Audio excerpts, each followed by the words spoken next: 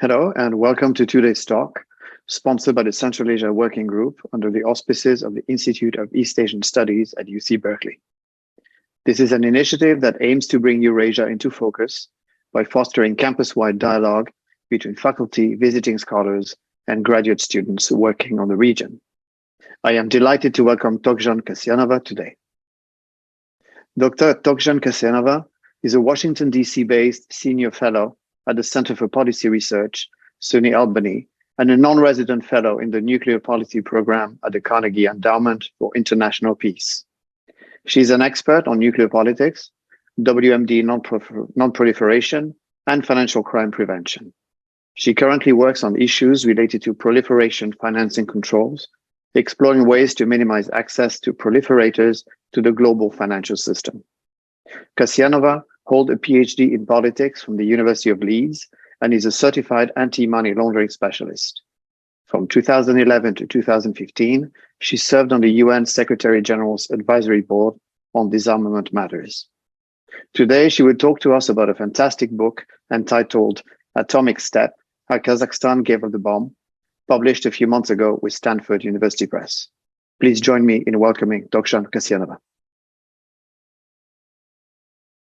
Thank you so much for inviting me. It's really an honor and a pleasure. I'm really delighted to have this chance to talk to all of you today. Let me start sharing my screen. So as Frank mentioned, my book was published on February 15th, just 9 days before the war, and I'm extremely grateful to Stanford University Press that, they believed in my book. They treated my manuscript with care. And I love the cover of the English version of the book. It's based on the photo of the step that I took near the former Soviet nuclear testing site in Kazakhstan. And on the right, you can see the Kazakh version that was released really just recently in September of this year. It was translated into Kazakh thanks to Friedrich Hebert Foundation in Kazakhstan. And I just also wanted to say a couple of words about the Kazakh cover.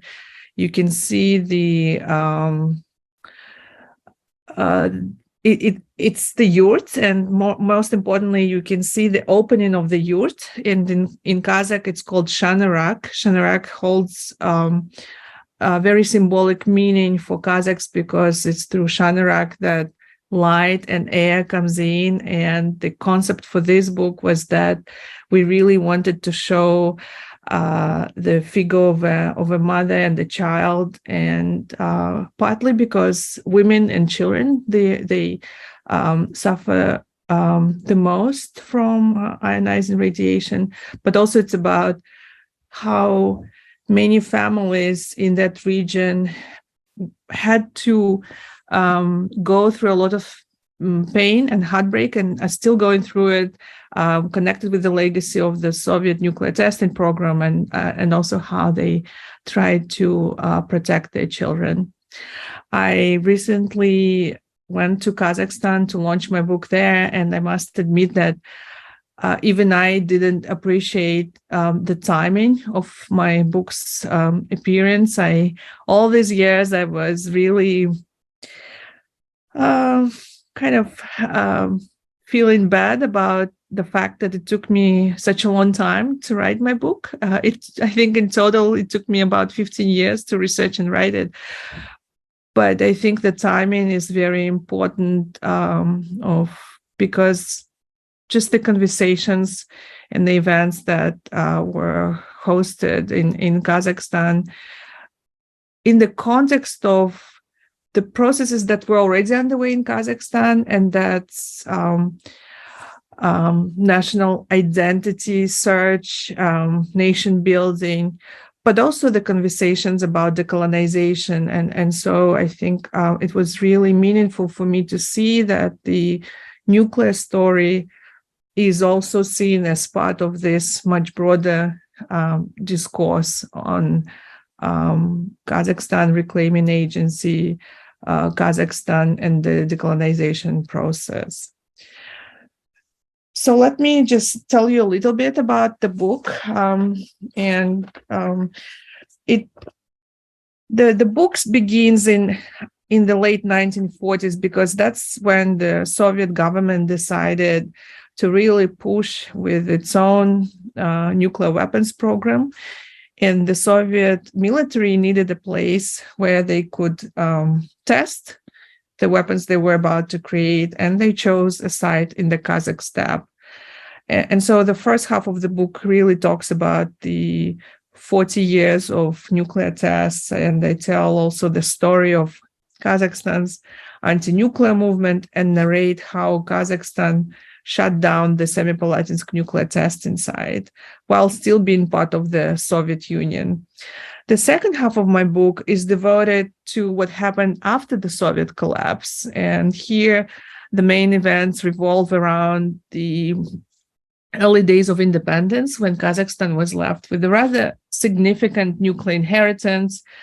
And I cover the decision-making process. I explain the diplomacy and the reasoning behind the negotiations. And for that, I used archival resources, but also interviewed participants of those negotiations in Kazakhstan, the United States, and Russia. So I really tried to piece together both the political side, but also the technical side, and add a little bit of a human element to the second half of my book as well. And in the concluding chapter, I bring the reader back.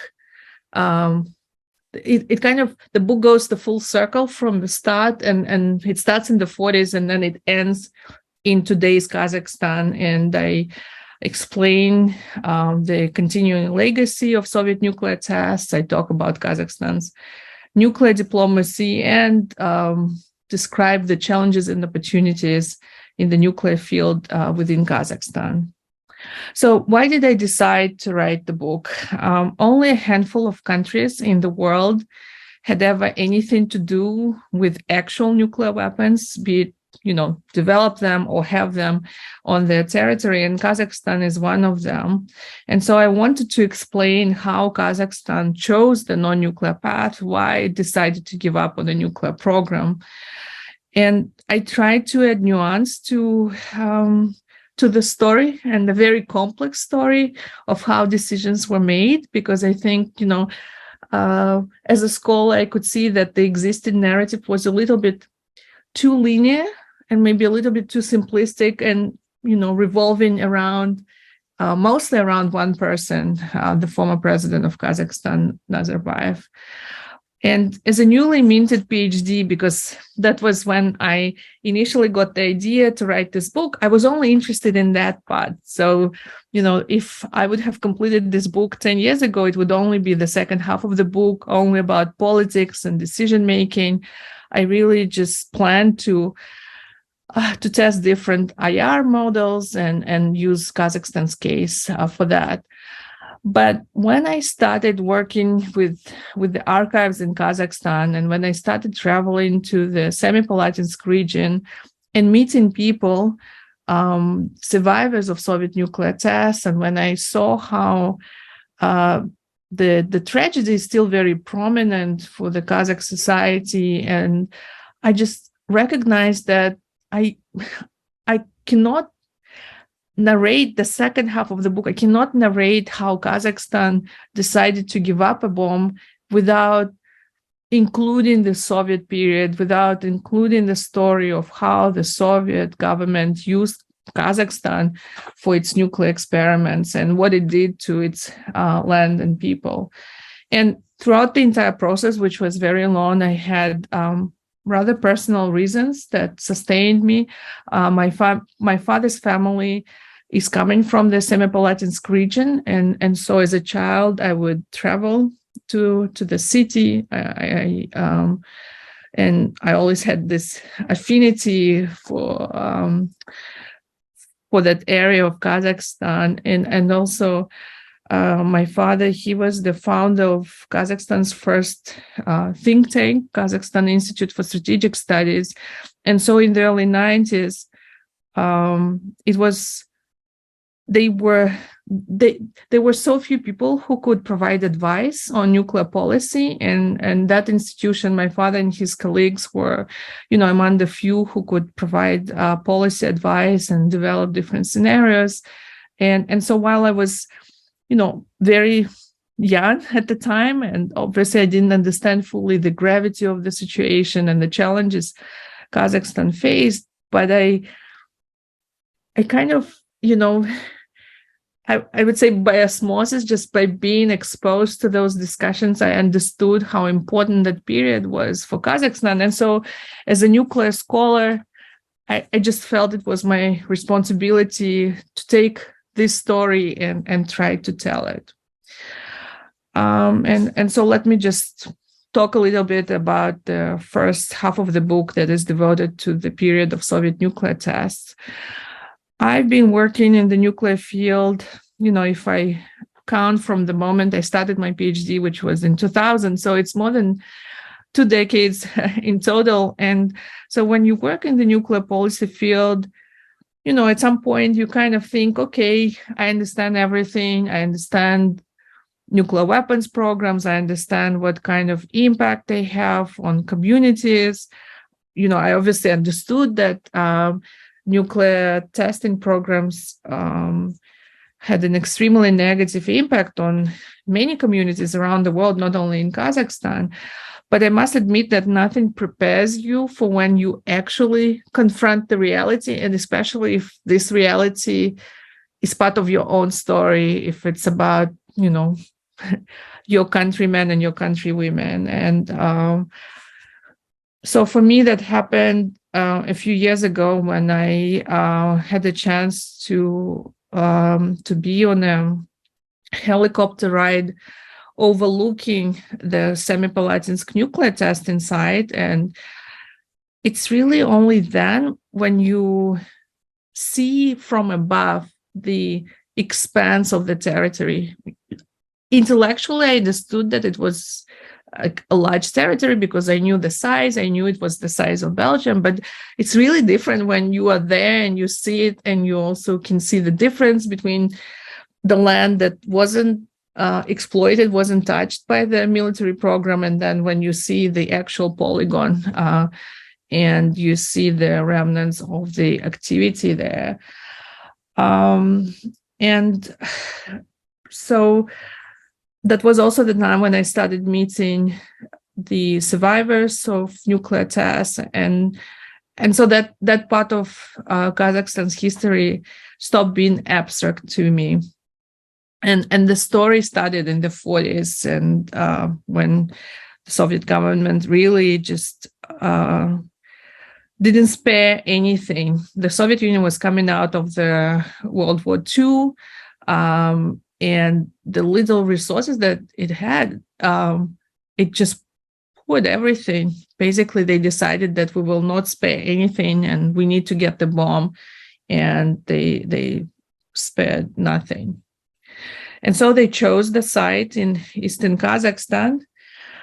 And, I know that every community has affinity for the land that they were born on, but I think there is something special in how Kazakhs view the land. There is really this deep affinity.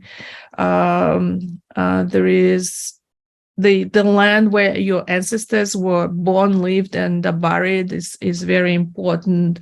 Also, historically, Kazakhs depended on the land a lot for their way of living with all the livestock and so on. And so what for Soviets was a very, barren, unassuming, empty space was seen completely differently by Kazakhs, but obviously nobody cared to ask local people. And this region of Semipalatinsk, it has, really special meaning for the Kazakh history and culture. Some of you probably heard about one of the most famous writers, who is considered to be the father of Kazakh literature. His name was Abai. And so he was born and lived really close to where the Soviet government would build the nuclear testing site. And the city of Semipalatinsk, which was only about 75 miles away from the nuclear testing site, it was the home for Kazakh autonomous state called Alasharda, and that existed from 1917 to 1920. Also very important for kind of Kazakh Kazakh identity as a nation. And so in the Soviet documents, everything would be described as I've mentioned, as something completely empty with no value. But it wasn't true, because there were rural settlements right on that territory where people, locals, they took care of their livestock. Then the flora and fauna is actually quite diverse, because you have the steppe, you have some rivers, forests, and so on. On this slide, you see an ancient antelope called Saiga, which disappeared as soon as the nuclear test started, and now they are coming back. Just a couple more words about the city. So the distance actually proved to be not sufficient, because people from the city, they also started suffering from health issues. But here I just want to give a flavor of what kind of city it was, and just to show that it had, meaning for Kazakhs. It was the site of really a lot of merchant activity, a site for colorful markets. Merchants from Europe, Central Asia, and Russia would get together there. It was the site of various educational facilities, and so on. And so the test started in 1949 and continued for 40 years. And there was just such obvious lack of care for how nuclear tests would impact the local people. And I just want to give you just one example, but I think it's telling. So this example is from 1953. It was when the Soviet military was ready to test its first thermonuclear weapon. And the difference between a nuclear atomic weapon and thermonuclear is that a thermonuclear weapon is much more powerful. And nobody thought about making any projections or calculations how this much more powerful test, what it would do, what the fallout would be, until the very last minute, when some mid-level person from one of the Soviet ministries, he asked this question. And actually Andrei Sakharov, who was the creator of this thermonuclear weapon, in his memoirs, he admits himself, he writes, "We were rushing so much, we really didn't think about calculating the fallout." And so, they faced a choice. They could either delay the test and prepare to test it differently, not to explode the device from a tower closer to the ground, but to do it from a plane, or they could evacuate people from the vicinity of the testing site.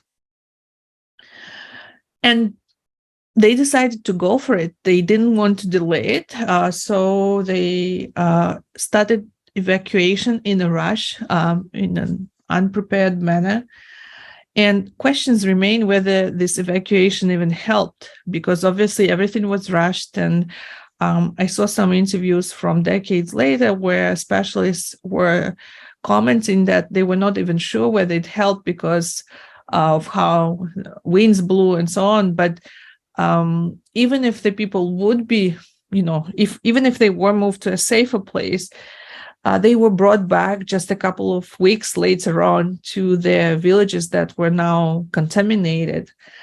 And just I think, just for a second, I want you to feel how, or to have empathy for those people from the rural areas. So imagine you just, you lead your life, and then out of the blue, military appear, and they tell you that you need to leave immediately, and not only you and your family, but you have to take all your livestock and a family.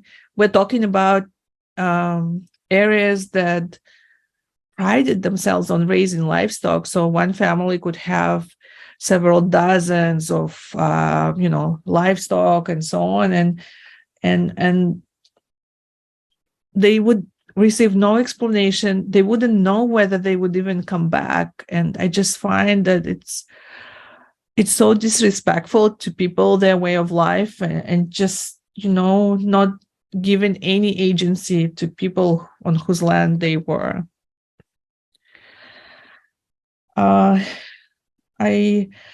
here is what a Kazakh soldier named Musa Sharipov, who he served at the testing site, doing some basic jobs, and he was tasked to help with the evacuation. And he described a scene of confusion. Why, where, neither the soldiers nor the shocked locals knew. Panic reigned in the steppe. Bewildered people waited for something terrible to happen.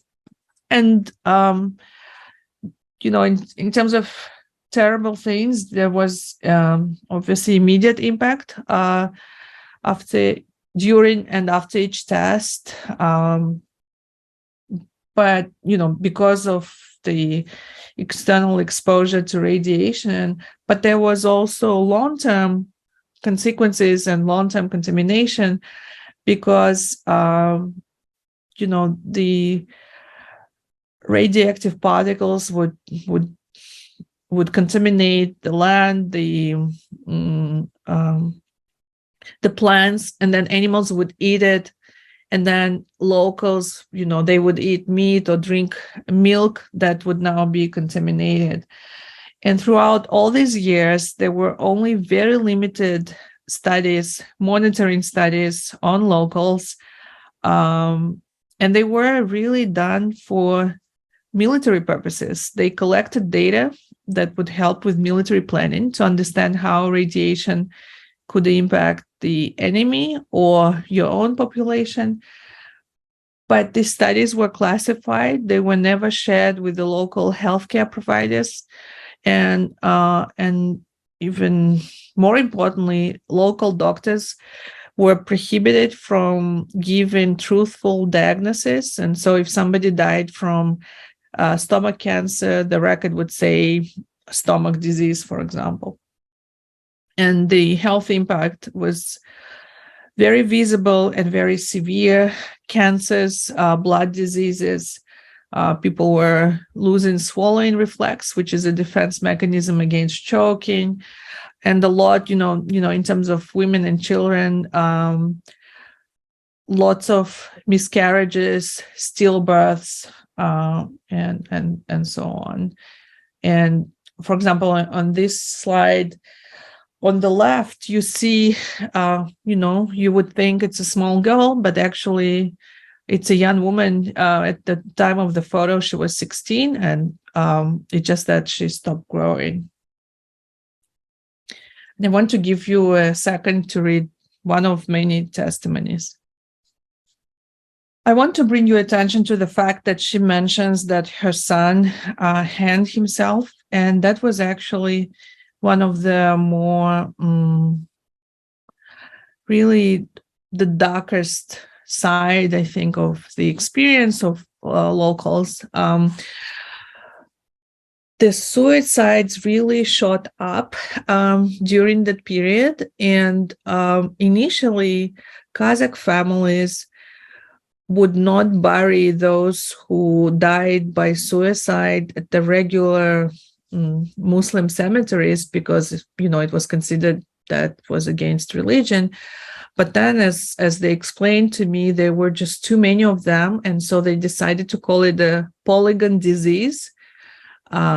and they started burying them with everyone else. It's really painful for me to share, or to kind of to share the very obvious tone that most of the Soviet period documents or narratives had, and that was this undertone of inferior people in everything. So, for example, the Soviet military would claim that locals were getting sick because their hygiene was too poor, or they didn't receive enough vitamin C, and they would claim that radioactive contamination didn't have anything to do with it. I want to mention that looking at other nuclear testing programs of our other nuclear powers, it's really fascinating to see that there are many similarities, just this discrimination and really using land where local people had limited agency, and so it was exploitation of the more vulnerable, and it's really I think awful that it was like that. And so in Kazakhstan there were attempts, even during the Soviet period, when it was very dangerous to say anything against the program, but there were several attempts to bring attention to the fact that people were getting sick and people were dying. The ones that I found, they involve prominent Kazakhs. For example, another famous Kazakh writer whose native region that was Mukhtar Auezov, at the anti-nuclear conference in Japan back in 1957. So, at the height of the program, he in Japan spoke about the experience of the Semipalatinsk region. Then the heads of the Semipalatinsk region, the local governors, they also tried to bring attention to the region in 1958. Muhammad Kali Suzhikov, or a bit later on, the person who held the same job, because Suzhikov was fired, I think, within a year, and there is suspicion that him trying to bring attention to the plight of the region was the reason. And another local governor, Mikhail Karpenko, in 1962, he was also writing letters both to the Republic's leadership, but also to Moscow. And so for a long time, it felt as though there was no recourse, and tests continued, people continued to get sick and continued to die.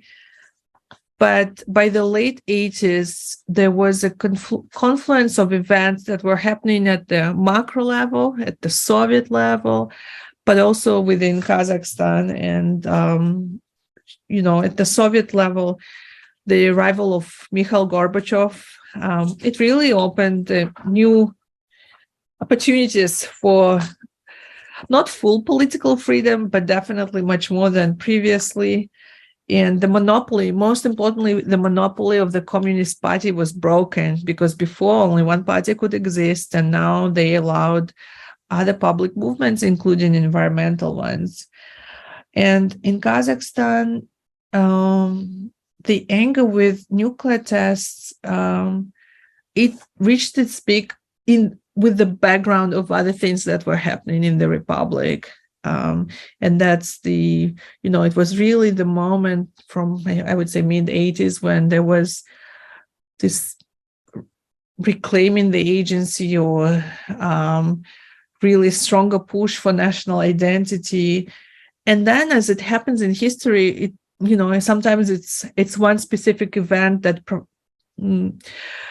turns out to be the tipping point. And so in Kazakhstan's case, that tipping point was an underground nuclear test. So until 1962, tests were conducted in the atmosphere, extremely harmful. Then there was an international treaty banning nuclear tests in the atmosphere, and they moved underground.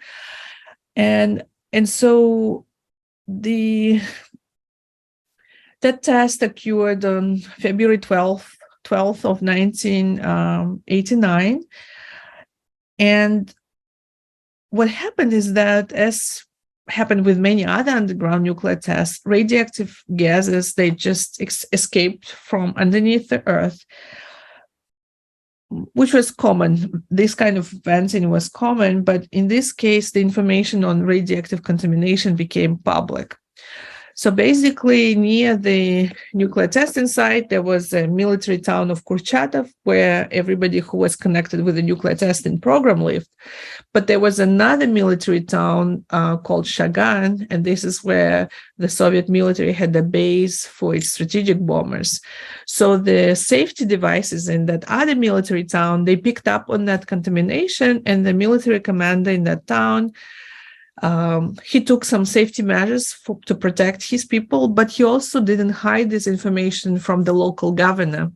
So he confirmed to the local governor at the time, Kishrim Bostaev, that there are high levels of radiation. The same information on contamination reached another famous Kazakh writer, Olzhas Suleimenov. Olzhas Suleimenov at the time, not only he was already a prominent writer, not only within Kazakhstan, but within the Soviet Union, but he was also one of the members of the equivalent of the Soviet parliament. He was a deputy in the Soviet Supreme Soviet, sorry. And so Suleimenov, he had a TV slot because he was campaigning for re-election, and he used this information to call on everybody who cared about that to come to the House of Writers in Almaty. Almaty was the capital of Kazakhstan at the time. And so it was a matter of just a few days that he said, come on that day to the House of Writers. What I think even he didn't expect was that thousands of people would show up. Here you see a still shot from the documentary from the day, and the hall could fit 400 people, and so a lot of people were actually waiting outside in the cold.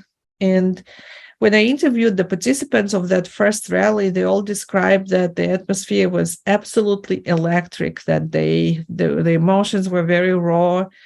And there were many speakers from the region sharing their stories. And I will only bring up one testimony from a female obstetrician from one of the villages near the testing site. She delivered babies for 30 years, and that day she said, in the last 6 months, out of 48 births, 12 were tragic.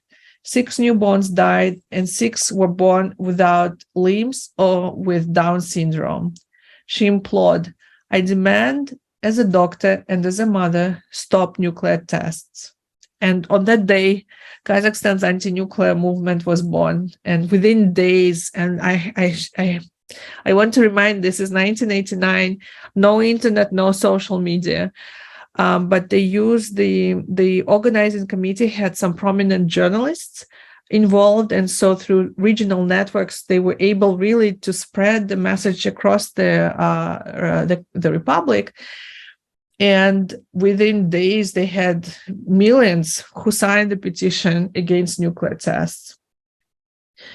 And what I think is wonderful is that the anti-nuclear movement of Kazakhstan really represented the entire Kazakhstan, different ethnicities, different professions, different backgrounds. And I feel that was a political nation in the making.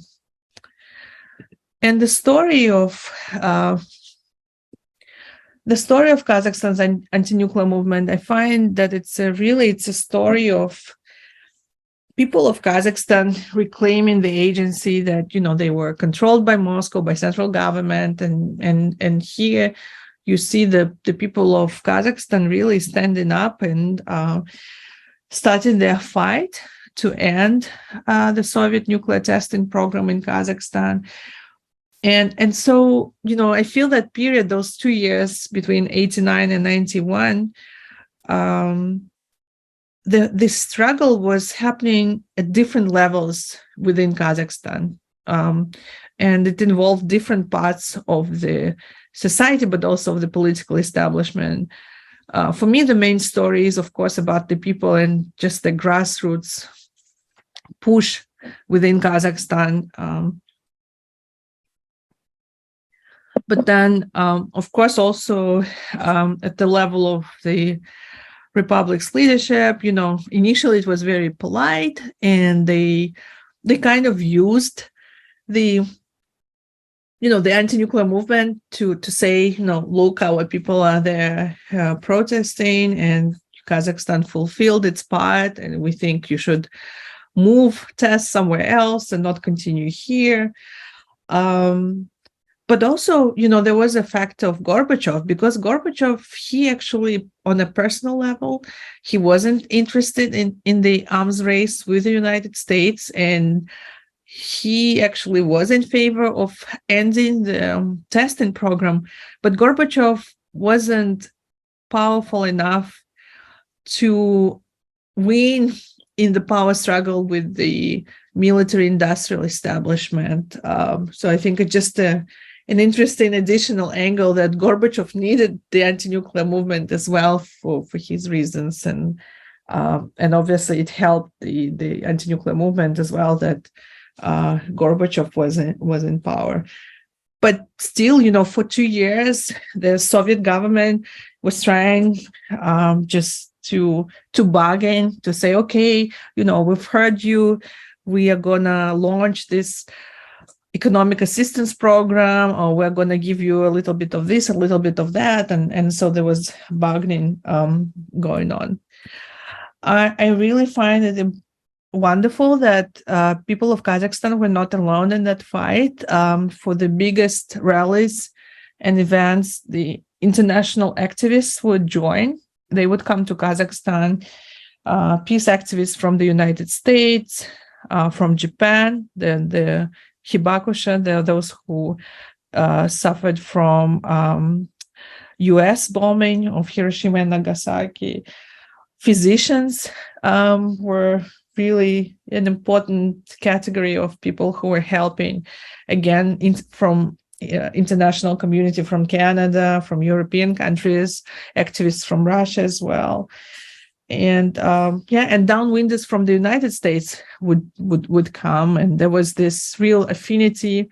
And you saw on the previous slide that even the name and the logo of the Kazakh anti-nuclear movement, it has Nevada in it, because there was really this desire to be united with others, and in this case, to be united with the peace activists from the United States who were campaigning to stop nuclear tests, American nuclear tests at Nevada testing site. And so with finally in the struggle, on August 29th of 1991, Kazakh president signed a decree to shut down the nuclear testing site. And the date is important.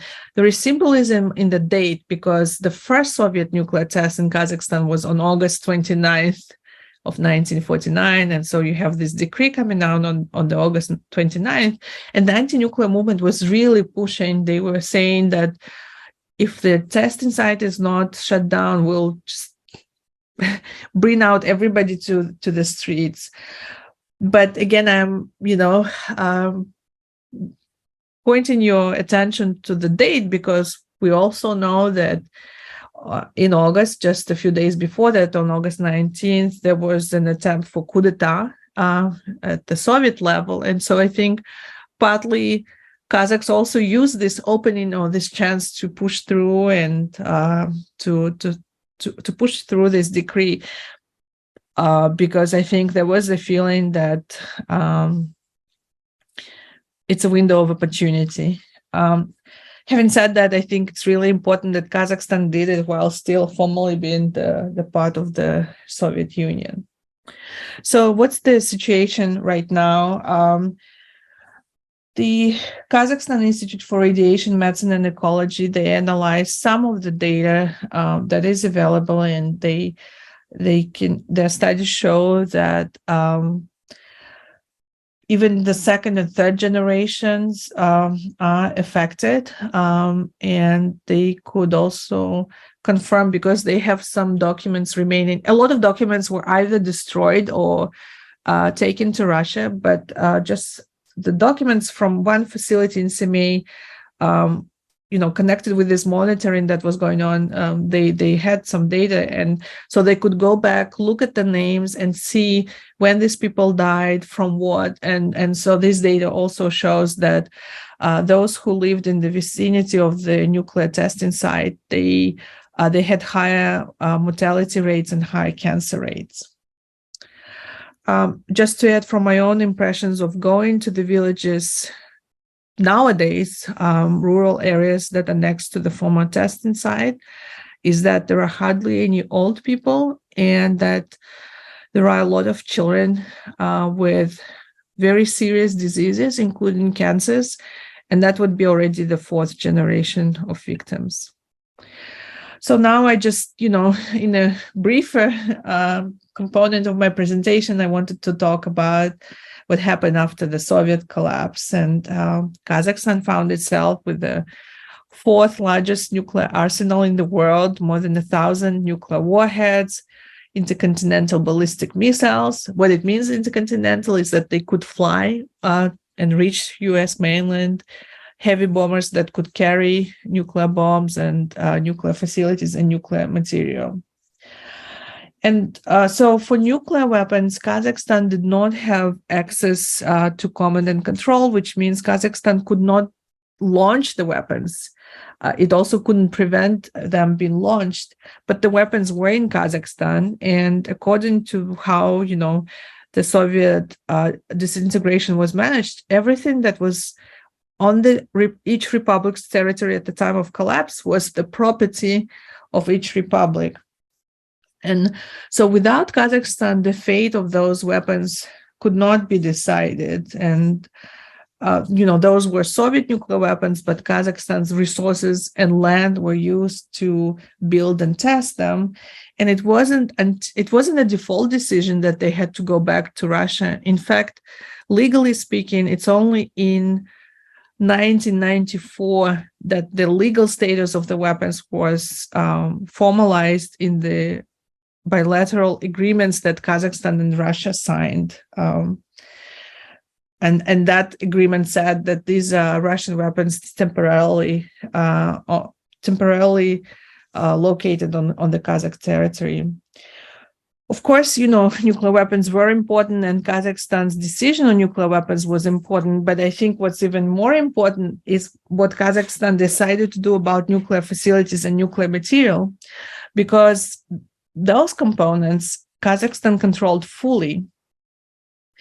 And in the process of building a nuclear weapon, the production of nuclear material is the most technologically challenging part. So once you have nuclear material, you're much closer to being able to build a device. But Kazakhstan decided that it wanted to go for full denuclearization. It wasn't interested in creating its own indigenous nuclear program. So why Kazakhstan made this decision? And that decision came because Kazakhstan considered its security interests. It really analyzed what it needed to survive as a sovereign new state. And Kazakhstan's leadership recognized that trying to keep nuclear weapons and nuclear infrastructure was not compatible with how it wanted to present itself to the outside world. And even more importantly, I think Kazakh decision makers, they realized that trying to push forcefully their way into a nuclear club would prevent Kazakhstan from getting what it needed the most, and that was access to foreign direct investment, foreign technology, and so on. And most importantly, security guarantees of its sovereignty. And I think it's important that the international community in its turn was ready to offer all of the things that Kazakhstan needed. It was ready to offer them to Kazakhstan. So let's just briefly look at more detail at each component. So the number one concern for Kazakhstan was its security, sandwiched between two nuclear powers, Russia and China. Really, it was and remains a geopolitically challenging environment. And so receiving security guarantees, assurances from nuclear powers, especially from the United States, was very important for Kazakhstan. And it received them. Some were written out in US Kazakhstan bilateral documents. But also the Budapest Memorandum from 1994, the same that was signed by Ukraine and Belarus. Kazakhstan received same assurances from three nuclear powers, US, UK, and Russia. And and we all know how Russia really just undermined its own promise. Here, I just want to mention how proud I felt when I was reading documents from the time. It's really impressive that that the states, men, there were no women from that period. They were really negotiating, with the world superpower, trying to. I feel like they were punching. Kazakhstan was punching above its weight because Kazakhstan had nothing, no money. No institutions, but it was really negotiating hard and really pushing to get what it needed the most. And I really, the United States really played an important role because it's not only on the nuclear that it provided assistance, but I think it was very important for Kazakhstan that there was this broader cooperation with the United States. Access to foreign direct investment and technology was important because Kazakhstan was poor, but its land was rich. It had all this oil, uranium resources, and other resources in its ground. But in order to get them out, in order to start earning much needed cash from that, they needed foreign direct investment. They needed technology. And obviously, Kazakhstan also needed access to international institutions. It really, have to live in an invisible life almost during the Soviet period when nobody knew anything about Kazakhstan. That was the chance for Kazakhstan to really enter the international community, and it was really eager to get access to the World Bank, IMF, to the UN, and so on. It was really important, that the international community, but especially the United States, had resources available, both technical and material, financial, to help with denuclearization. Because after suffering from the Soviet nuclear tests, Kazakhs were really worried about nuclear safety issues, and it was important for them that they would have help with everything that had to be done in terms of dismantling the nuclear infrastructure.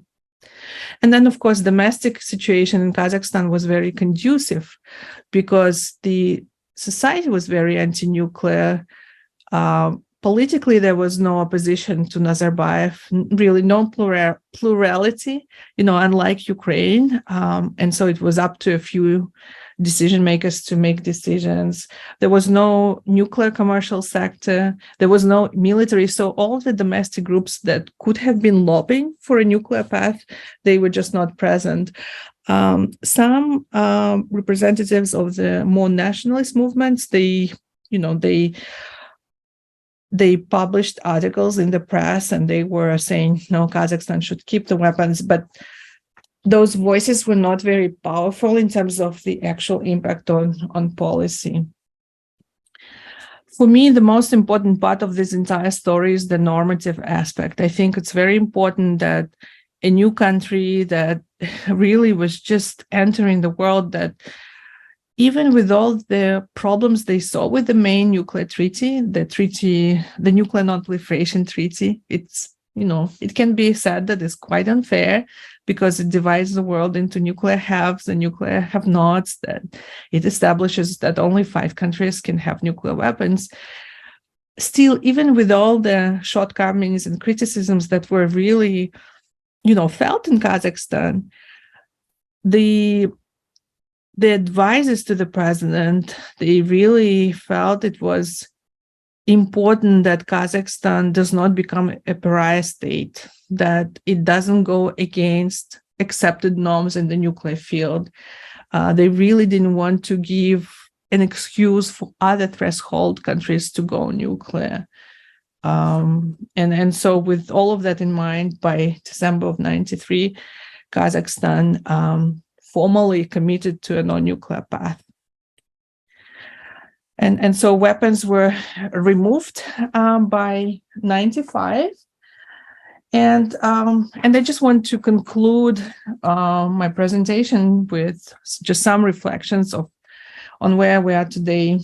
And of course, anxiety about nuclear risks or nuclear war runs even higher than usual. And over the last 9 months since Russia invaded Ukraine, questions what would happen if there is a detonation, if Russia uses a tactical nuclear weapon in Ukraine, or if somehow nuclear powers are drawn into a nuclear exchange. They're really at the forefront, and I receive these questions regularly.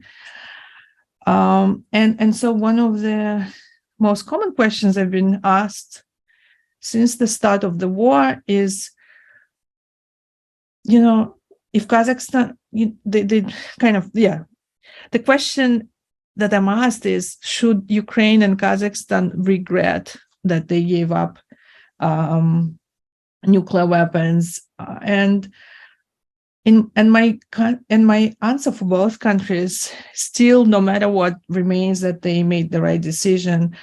For Kazakhstan, it really didn't make any political or technical sense to try and keep nuclear weapons. As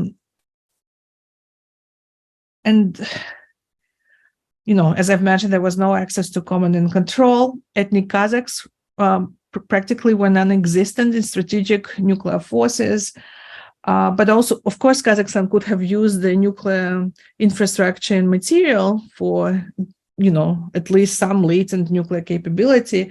But I think that would have made Kazakhstan a completely different country. It would be a country shut off from the outside world, Central Asia, North Korea. And so I think Kazakhstan's decision to give up its nuclear inheritance is an important reminder that a decision not to undermine the international non-proliferation regime and to give up a nuclear option can sometimes be the only and the best choice for a country, that wants to save its statehood and its sovereignty. And I think it's because Kazakhstan didn't go the nuclear path that it received all the support from the outside, and that it was able to build itself up. And I think in the light of Russia's war against Ukraine, I think our question should be not whether Kazakhstan and Ukraine made the wrong choice. It should be, how it should be about Russia. It should be about, why was it possible for Russia to so disrespect its own commitment made at the highest level? And what do we do with this? And I can say that, for our field, it's actually now a challenge because it became much harder to promote the idea that fewer countries should have nuclear weapons.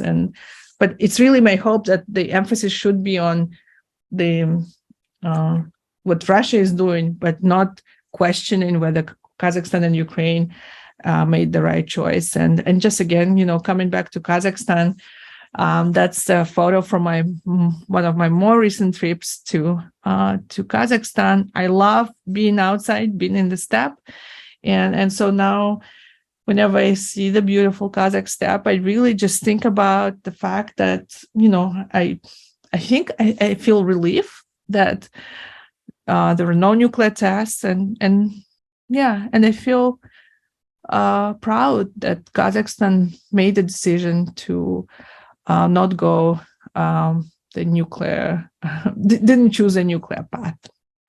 Thank you for listening to me. Thank you very much, Professor Kassianova. It was really, really fascinating talk. And I'm really enjoying your book. I'm only a quarter in, so I got a preview of what's coming next. And I love the fact that you combine the two, it's a two-part book. I think it's a very unusual approach, which you explain very early on in the book, in the introduction. And I maybe you want to talk a little bit more about this, explain why you wanted these two sides. I think because it's really unusual. I think it's normally you'd have either kind of a historical account, and there would be like the focus on the first part, and then, or you would have the focus on the contemporary. So if you wanted to say a bit more why you chose that. And as I've mentioned to Frank before we formally began the webinar, I actually, some colleagues would advise, they would say, no, you really should break up this book and do them separately, because those who are interested in politics, they wouldn't want to read about the tests. And those who are interested in the tests and the human element, they don't care about diplomacy. And I thought, I thought hard about it. I really, it's not that I ignored that advice. I really thought very hard about it. But I kind of felt that these two parts, they're so connected that you cannot explain the second half without looking back into the past, without starting this conversation about, how everything nuclear is viewed by the society. I think the national identity theme is really running throughout both parts, and one feeds into another. And so, frankly, back at the time, I decided that, it's my book, and so I that's how I see it, and that I just hope that, that I would find a publisher who would also see it the same way, and that's why I'm so grateful to Stanford for really also seeing it as one story. And especially when the book came out, I was just so happy that, it's just like a one organic story. And I also think that, for those who are interested only in politics, I think reading through the first half, I hope it's a reminder about the fact that nuclear policy decisions, they are not abstract, and that they have impact on real people, on real humans. Mm-hmm. No, I agree. I think it makes it more organic, and it really it gives the whole picture. It really gives the whole story. I think it would have been only a partial view otherwise. And another thing I really like in the book is how you're very careful, even though it's a story of national identity. You're very careful. You bring a lot of nuance to it. You don't paint the Russians as the bad guys, Mm-hmm. and the Kazakhs as victims. You really show the human side also of the Russians who were there, and then why they participate in this, and why the Kazakhs participated in this. Mm-hmm. And I think that's a really really nice. It's a really, really important approach, I think. Thank you. But now I'm just deliberate. I really wanted to be as respectful and as nuanced as possible. Obviously it's still a very Kazakh narrative, but I wanted to be fair. I really didn't want to paint scientists as just villains who are doing experiments for no reason. Yeah, but I think also you you tap into a certain spirit, I think, at the time, at the earlier part of the 20th century, where there was this sense of the Soviet project, right? Even though it was faulty in some way, in many ways, and in terms of ethnic dynamic, there was still the sense that there was a conversation about these people coming together, right? Mm-hmm. And I think you sort of bring that also into play. But now I'm wondering now, given what's happening with the recent event in Ukraine, would you have written your book differently? And do you think people might feel differently, might respond differently about the way you've narrated the story? No, it would still be the same book. I think maybe the reception, I don't know, I cannot speak, for reception, whether it would be the same, whether it would be with the same powerful emotional response, because Russia's war against Ukraine is really galvanizing society in Kazakhstan, and really, especially Kazakh youth, they're questioning a lot from the past. They want to understand it better. I think I would still stand both by my very personal prologue and the story, because the story, my emotions maybe are more intense at the moment, but I'm describing a certain period that, and I am, I'm Kazakh, but I'm also a scholar. I hope that I wouldn't let, my emotional response to the war color with how I would portray what happened, during that period. So I think, it would still be the same book, but I'm glad that it came out now. I think the timing is important. I feel, I can't really speak for Kazakhstan, but my research was on Mongolia, which was not part of the Soviet Union, but kind of on the edge. And there was, when I went to Mongolia, I'd expected to be a lot of anti-Russian sentiments after the collapse of the Soviet Union, and there wasn't as much as I thought there would be. There was still a sense that there was this kind of Soviet project, and the Russians were kind of not the colonial masters you had to overthrow. It was a much more complicated story. And I'm just wondering now, with the event over the last year, how things are being colored by that, and how people are reevaluating that. You mentioned the younger generation who haven't lived through it. It definitely No, there are important changes unfolding.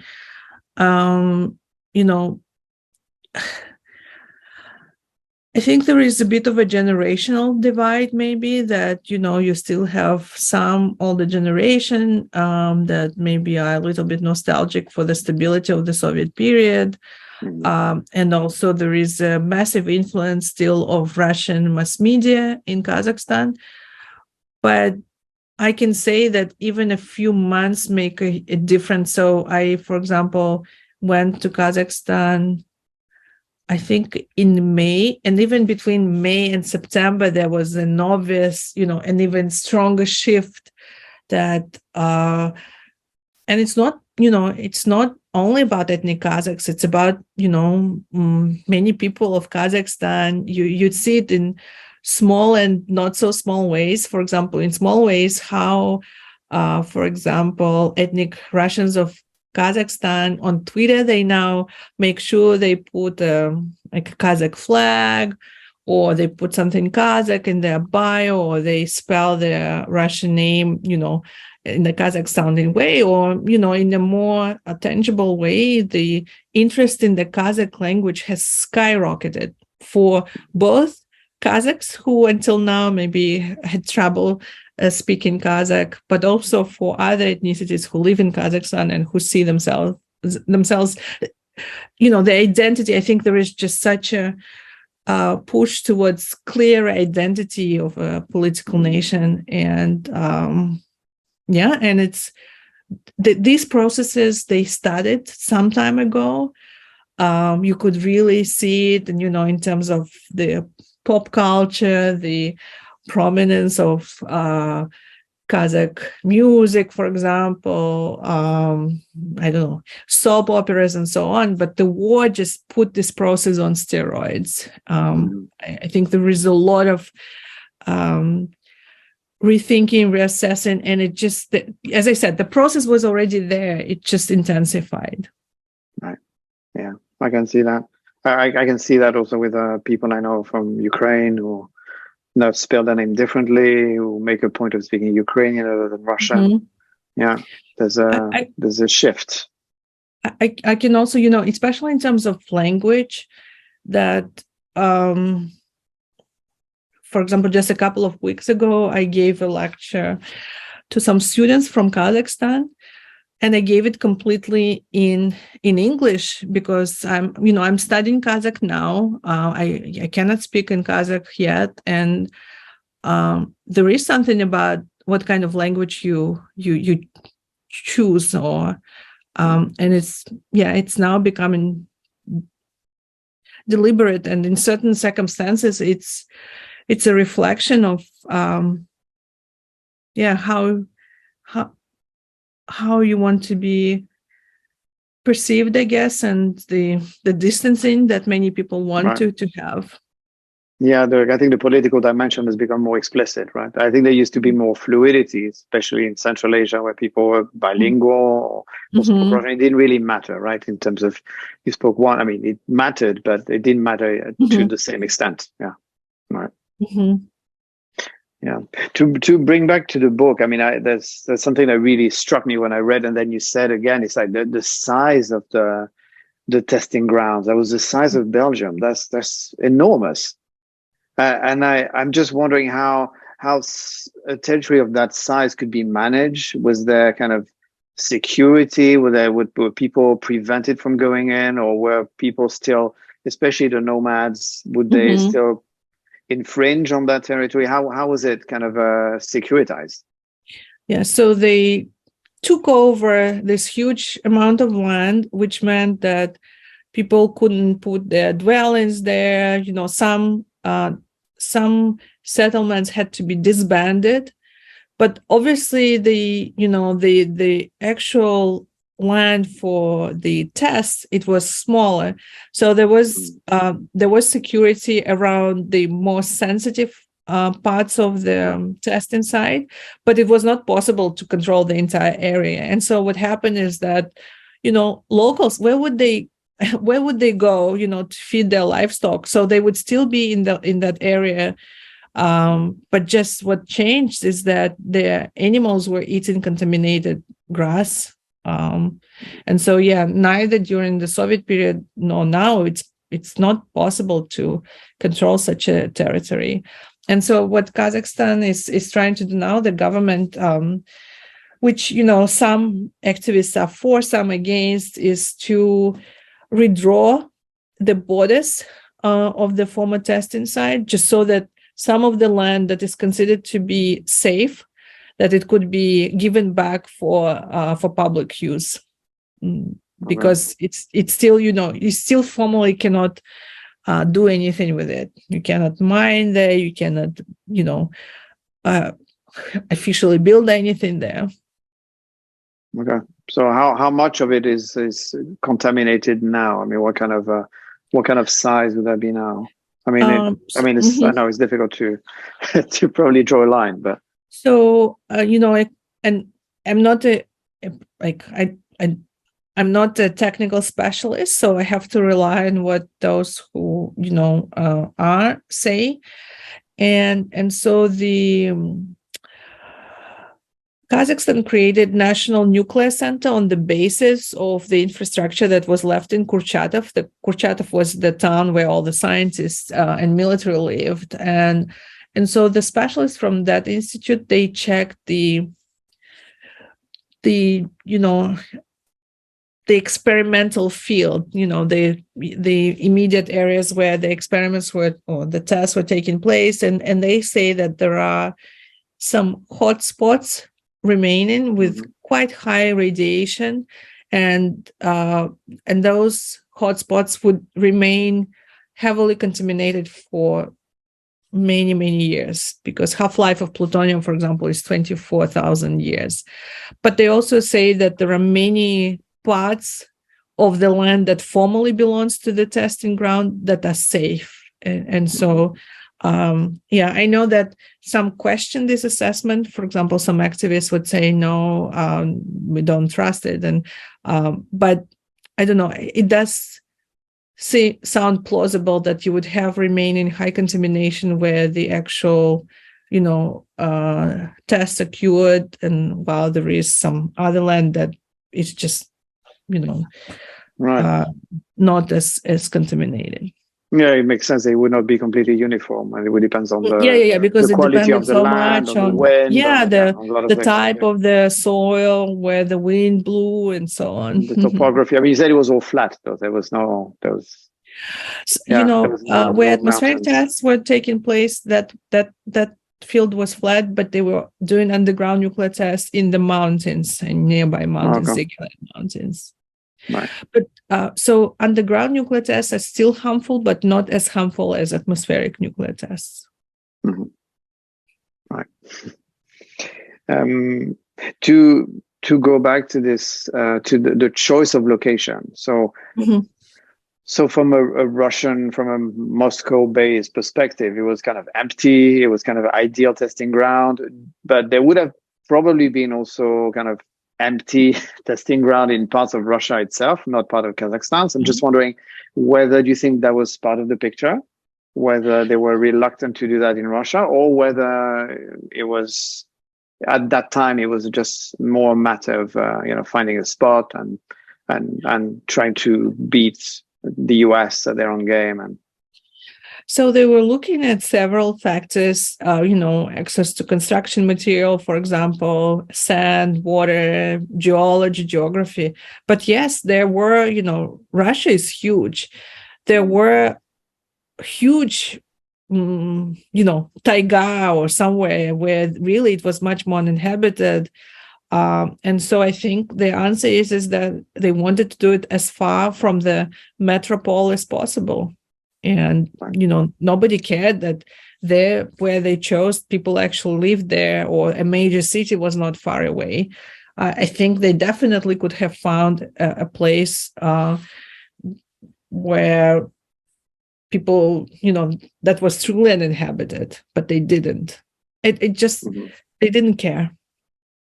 In Kazakhstan, sometimes some would say, oh, they did it on purpose because they wanted to experiment on Kazakhs, so it was genocide. Or I wouldn't go, in that direction. I would stop at the just saying they didn't care about local people. All right. Because if you compare with Nevada, for instance, that's which was the two groups kind of aligned together to stop this nuclear test.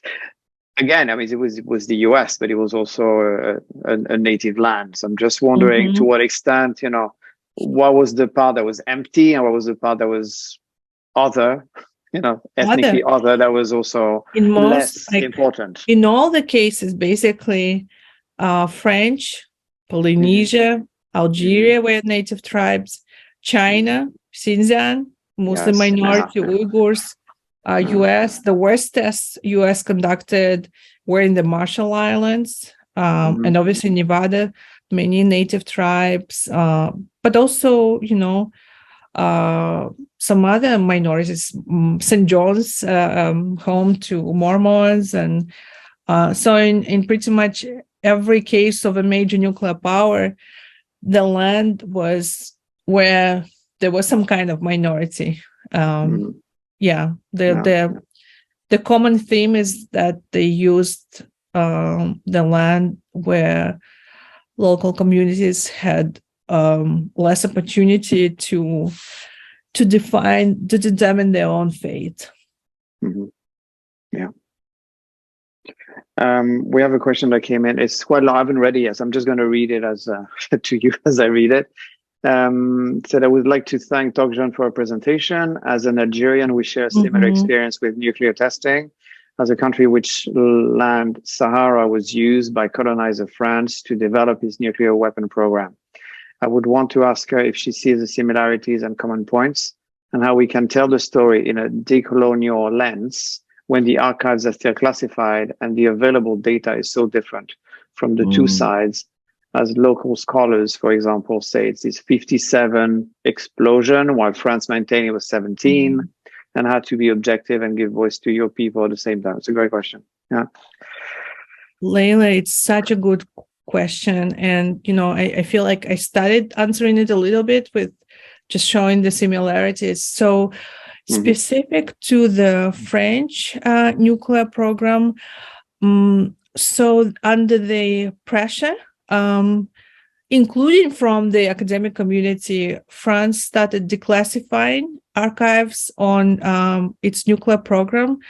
I know that definitely some archives on French Polynesia were released, and just maybe a week or 10 days ago, it's very recent, so maybe you would want to check. I've read that they've released more than like a huge number. They declassified a very significant number of additional archival documents. I don't know whether they were still just French Polynesia related or whether they are starting to declassify on Algeria. So while on Polynesia, I would advise you to check out the website. It's in English and French. It's called the Marua Files. It's French Polynesia specific, but I think it will be of interest. And the book called Toxique, it's in French, by two authors. The name of one author is Sébastien Philippe, and it's about French nuclear testing program. So yeah, I think just keep an eye because Macron had to go to Polynesia, and while he didn't formally apologize, but he admitted that nuclear tests caused harm. So I think really we are moving in the right direction. There is a lot of pressure from the academic community, from the civil society. There is a lot of emphasis in the nuclear policy field on the humanitarian consequences of nuclear tests. I think, all of us are really pushing for nuclear justice so that no story is forgotten and that nuclear powers cannot get away from responsibility. And especially if you're, I don't know your background, if you're a scholar or an activist, I think every voice matters, and each of us in our own field, I'm a scholar, or somebody may be a journalist, or somebody may be an activist. I think if each of us does what we can to bring those stories forward and kind of create the environment in which it's not okay just to say they didn't harm people or just move on. No, we will not move on. I think we all should seek justice, at least acknowledgement and a formal apology. And so I think on the objectivity side, I struggled with it myself because obviously I'm Kazakh, and writing about your own people is very hard. And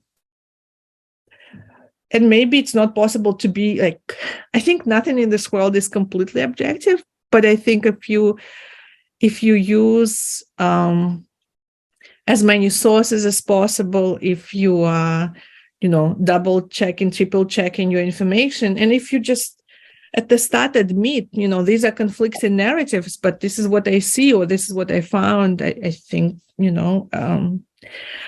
can all strive towards that objectivity. Thank you. That's a really great answer.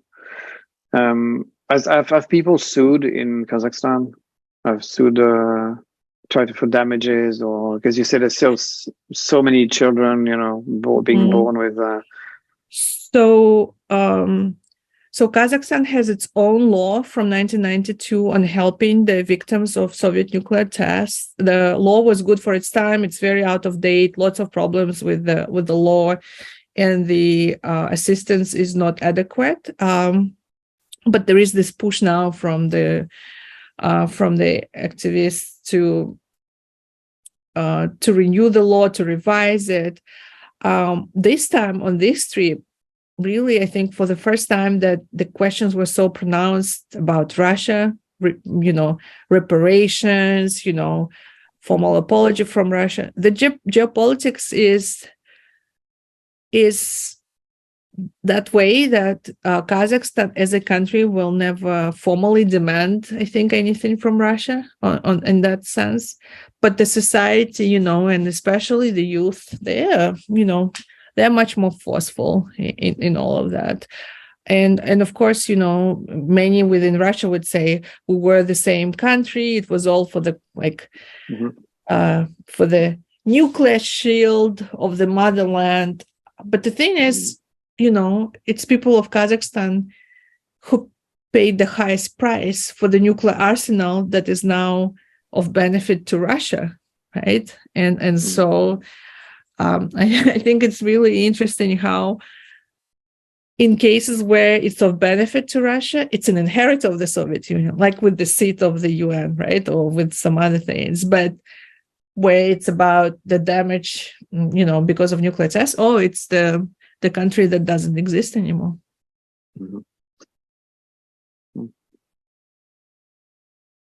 That's true.